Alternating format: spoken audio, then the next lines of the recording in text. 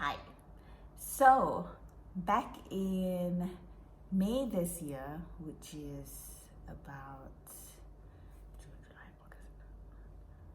6 months ago, I was diagnosed with complex endometrial hyperplasia with Atypia. And that basically represents 20 to 30% risk of turning into cancer. So it's considered pre-cancer, but not cancer. And basically what that means is I just had weird cells in my uterus and it wasn't good. So how did I get there and where am I now? So let me backtrack a bit. I've had PCOS since I was in my 20s and I'm 40 now. And yeah, so my periods never came regularly at all. And to me, I was like, great, that's really convenient. And you know, I wasn't wanting to have kids yet. So and I went to see a couple of gynecologists and they were all like, oh, it's fine. You have many cysts, but they're not huge. So, you know, it's simple. Perhaps medication could treat it, or if not, just, you know, a keyhole surgery and you'll be fine. So I never thought much about it. And then in my mid-30s, my period started coming a lot more frequently. And then last year, they came really frequently every month, but they refused to stop. My periods, I had periods for like 3 weeks out of every month, and they got heavier and heavier and heavier. And I still remember how traumatized I was at how heavy they started becoming. You know, there were blood clots, and sometimes whenever I just stood up after sitting down, I could just feel the flush. And I mean, I have overflowed so many times, and I went to see a couple of gynaes. One of them said that it's probably excess lining from years of, you know, not shedding. And so, you know, she was like, it's okay, just go for a D&C and wash it all out and you should be fine. But something made me go seek a second opinion. So I went to see another gynecologist, and he was much more thorough. And he found abnormalities, you know, in my uterus, my womb, basically. And he suggested as well that we do a D&C, but he suspected that I might have polyps. So I did my first D&C in February, and had some polyps removed. And then the biopsy results came back and said that I had I had complex endometrial hyperplasia without Atypia, which is not bad. Because in the world, and you may know this, in the world of endometrial hyperplasia, there's simple or complex, and then with or without Atypia. So there's 4 types. So you could get simple EH without Atypia, simple EH with Atypia, complex EH without Atypia, and complex EH with Atypia. And progressively it gets more and more serious in that sense. So I basically, in February, I had complex EH without Atypia, so that was not that bad.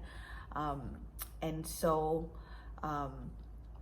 you know, 3 months later, I would go back for a review and see how it goes. After that first D&C, I had my first period 6 weeks later. And the flow had reduced significantly. So I thought, okay, that's great, because my periods are supposed to go back to normal after that D&C and after the removal of those polyps. However, the period lasted for 3 weeks and didn't go away. And that's when I went to see my gynecologist again. He did another scan and found out that it looked like there were polyps that grew back again. So anyway, cut to May. So I had my first D&C in February, had my first period in April, and then in May I went in for another D&C again, and this time round, while the polyps, again the new polyps were removed, but the biopsies came back and showed that there's abnormalities, and this time round I was diagnosed with complex hyperplasia with Atypia, hence that pre-cancer scare in that sense.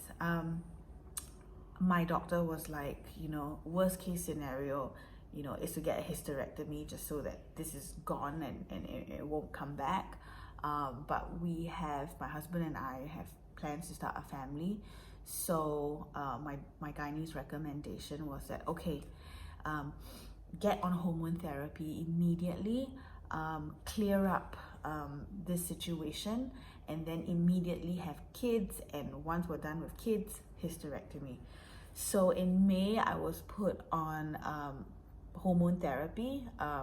I took Megace every day, and then in 3 months' time, I went for a review again, and in between, I believe, I went for reviews as well. I think I went every month, but the plan was every 3 months I would have to do a D&C, and only when the D&C shows that it's clear, then we start having trying for a baby.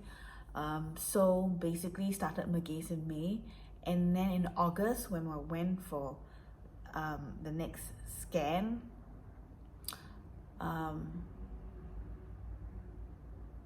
sorry, I lost my train of thought for a while. Yes, and I went for my next D&C in August, and when the results came back, it was clear. Like, I had no more endometrial hyperplasia. Sorry, I'm just suddenly just feeling emotional about how miraculous it is. After 3 months, and that news came sooner than we expected, because we thought that it was gonna take a while, that it could take 6 months, it could take a year, God knows how long, before that situation is clear. But the Megace worked miraculously, and I'm on all these Facebook groups for EH, and I've read a lot of people's stories, and my gynae also warned me about the side effects of Megace. Apparently, one could get like acne, feel really terrible, and yeah, basically lots of scary stuff. But I just want to share that my experience on Megace was just absolutely normal. My skin was normal, I felt normal, emotionally I felt fine as well. My gynae says that he was really surprised, because he was mentally preparing me to feel the side effects from Megace, and based on the stories I read on some Facebook groups, there are some women who just had a really, really terrible time on Megace.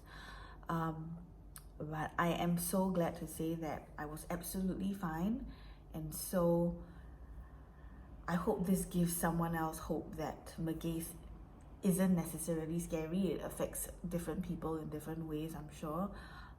But my experience was absolutely fine, and in 3 months, my situation was sorted, and so here I am today, ready for my next stage, which is starting the IVF journey. So if you're watching this because you're going through endometrial hyperplasia, and some of you from my previous video have asked me to keep you updated on my journey, I'm happy to tell you, well, first, thank you for watching my video and leaving me those comments.